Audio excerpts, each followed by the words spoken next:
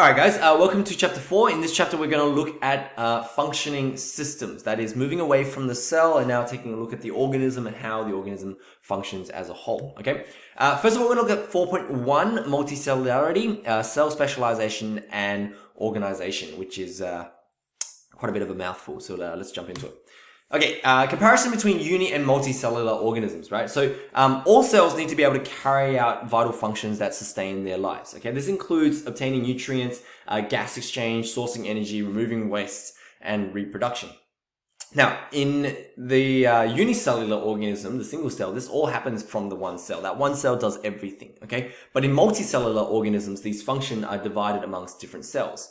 Now, for an organism to be considered truly multicellular, it needs to have these particular traits. It needs to have the same DNA. All of the cells within that one organism needs to have the same DNA, with the exception of reproductive cells, because often reproductive cells only have half the amount of DNA. The cells must be connected and communicate or cooperate to function together as a single organism. The cell must be specialized, right? So different parts of the cells must have different functions. So even though they have all of the same DNA, those certain DNAs are switched on and off, allowing them to then only hone in on those specific tasks, okay? And the cells must be dependent on one another for survival. And that's what makes a multicellular organism different from just a bunch of different colonies of bacteria that are living next to each other, for example. So that dependency plays a really important role. Okay, and here are just a few sample organisms. You can see there, this is a water flea, otherwise known as a daphnia, and this is this little rotating ball of green fluff. That's a volvox. That's actually one of the earliest known multicellular organisms. Okay, underneath these here are sea squirts, and they are colonial. In other words, they all live together, and you can see they're all kind of tied together in this kind of little underground root system. But all of these guys are independent, but they have this interconnected or woven nature. And down here you can see single cell bacteria. I think these are cyanobacteria or the blue-green algae, and then forming these long chains. Okay. Alright, so how did multicellular organisms come about? Well, the prevailing theory is that they came from unicellular organisms. It's actually called Colonial Theory, right? It suggests that when the single cell divides, the new cells don't fully separate, but rather they kind of stick together and just kind of stayed around each other, right? And these individual cells, over time, begin to carry out specialized functions within that little colony, okay? So here you have an early protist that divides, but then it doesn't separate. So now it forms multiple cells in the same clump. The cluster of identical cells might then start to form a hollow sphere on the inside. And what that does is that hollow sphere creates a different internal environment from its external environment. That means inside here, this hollow sphere, you can now have or manipulate that environment and do things like release enzymes and store materials in that hollow sphere, right? And then on top of that, right, you might get infolding that occurs here, and that little infolding that might form a little cavity or a gap, and eventually what you might get is specialized cells. So these cells out here might specialize in digestion, and this little cavity over time becomes a digestive cavity, which is kind of like a primitive stomach where these cells might release enzymes. And then if you want to take it one step further, maybe these cells on the outside might start sensing their environment, so they might also develop specialized, photoreceptors that are able to detect light. And next thing you know, you have a head of an organism, okay? Once again, here's the diagram of the volvox, possibly kind of forming over time. And you can see there starts off one or two clusters together. And then over time, you kind of get these little microcolonies in this cellular matrix, right? And then these clumps of green one, maybe they specialize in photosynthesizing or specialize in reproducing, right? And they have that special particular role. Now, there are advantages to being multicellular, and then there are also disadvantages to being multicellular, and they're kind of almost kind of opposite to one another. So an advantage of multicellular could be a disadvantage of unicellular, and vice versa. Okay, so advantages of multicellularity, basically they are more energy efficient per cell. You're being wiser with your resources, having some cells do this and some cells do that. And in general, because of that, it also means that the organism has a much longer lifespan by the cooperation of these cells. The sexual reproduction aspect of multicellular organisms also allow it to increase in complexity and genetic diversity. Not all multicellular organisms reproduce sexually, but the ability to reproduce sexually is unique amongst multicellular organisms. In other words, unicellular ones can't reproduce sexually. Okay, so they adapt well to changes to the environment because of that genetic diversity that they have. And there are also complex responses to stimuli and obtaining food, like animal structures or whatever, and so forth. Okay. On the other hand, the disadvantages is that often multicellular organisms as a whole require more energy than singular cells because you just have more cells to feed. Cells cannot function independently, which is also in itself an advantage and a disadvantage, because if you lose a piece of your skin, that's it. Your skin's going to die. It's not going to kind of just regrow itself and things like that. But the rest of your body's still okay. So that's both an advantage and a disadvantage. Okay. Reproduction in general will require more energy because it is often sexual reproduction or a more complex method of reproduction rather than just kind of binary fission, for example. And then also the evolution over time is a lot slower as well. So evolution of bacteria can happen quite quickly, and the mutations can then manifest very rapidly because there's only one cell, right? Whereas multicellular takes a bit longer time.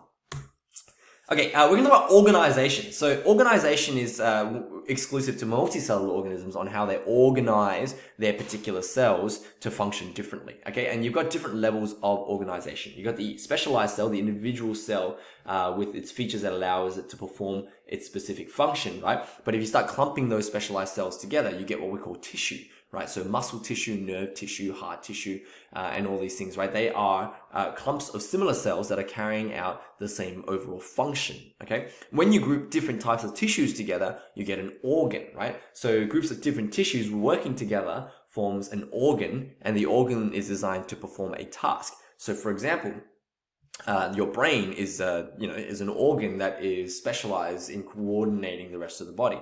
A flower in plants is an organ specialized in reproduction, having both the male and the female parts and attracting vectors and things like that in order to reproduce.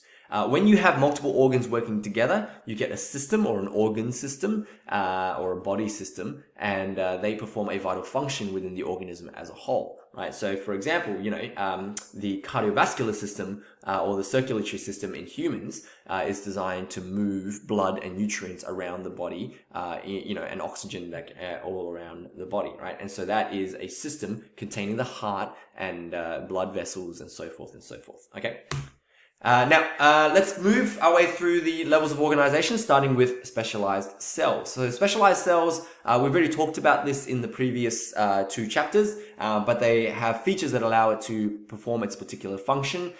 In animals, the embryo and adult tissue all have specialized cells, and then in plants, it's a little bit different. Plants have specialized cells in the meristem tissue.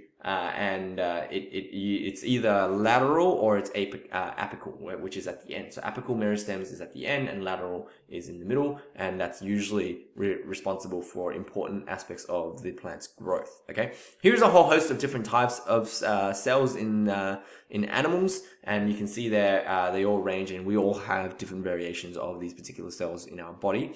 Now, one important aspect of specialized cells is what we call gene expression. As we mentioned earlier, right?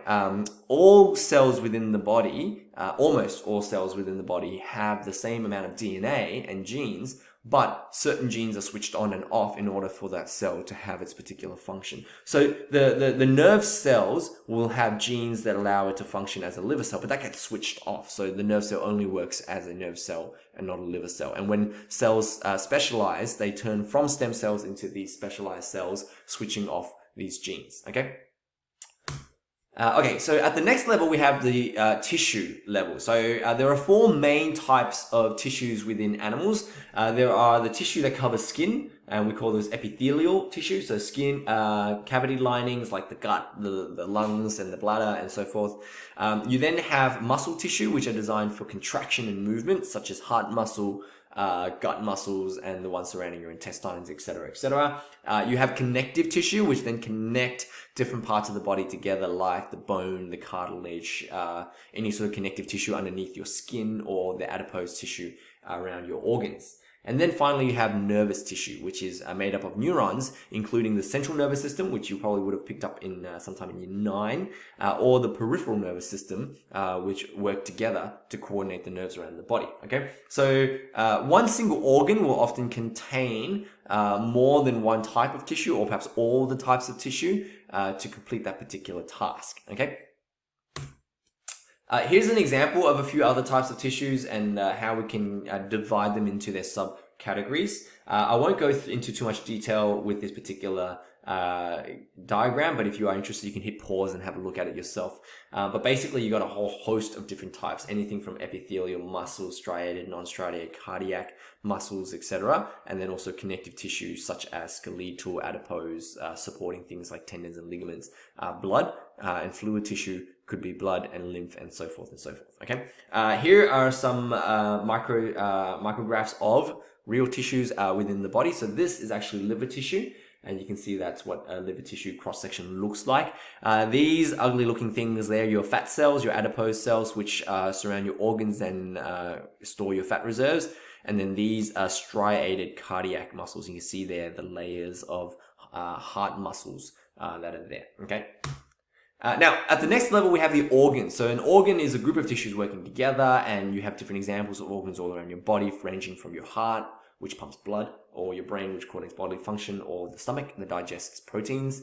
The stomach is a really good example because it contains all 4 types of your tissue, right? So stomachs have epithelial lining right here, which is what releases all of that gastric juice and for that digestion to occur and so forth. And it's often lined with a bit of mucus to stop your stomach from digesting itself. Underneath the stomach is the connective tissue, which is all of these, cells that are designed to stretch and to allow the stomach to churn its food. And then below the connective tissue is the muscles, which then drive a lot of that churning process in order to process the food. And coordinating all of that is the nervous tissue woven into and between your layers of cells in order to coordinate that muscle contraction that allows the churning. Okay. And then from there you have systems, and there are lots and lots of systems around the body, and we will go through in a few of these in 4.3. But just to kind of demonstrate how much varieties there are, you've got the integumentary system, which is all about enclosing the internal body structures and the sensory reception. You've got your skeletal system, your lymphatic system, which is designed to return fluid back to the blood and defend against pathogens. You've got your respiratory system, which includes your lungs. You've got muscular, nervous, digestive system, urinary system, or the excretory system.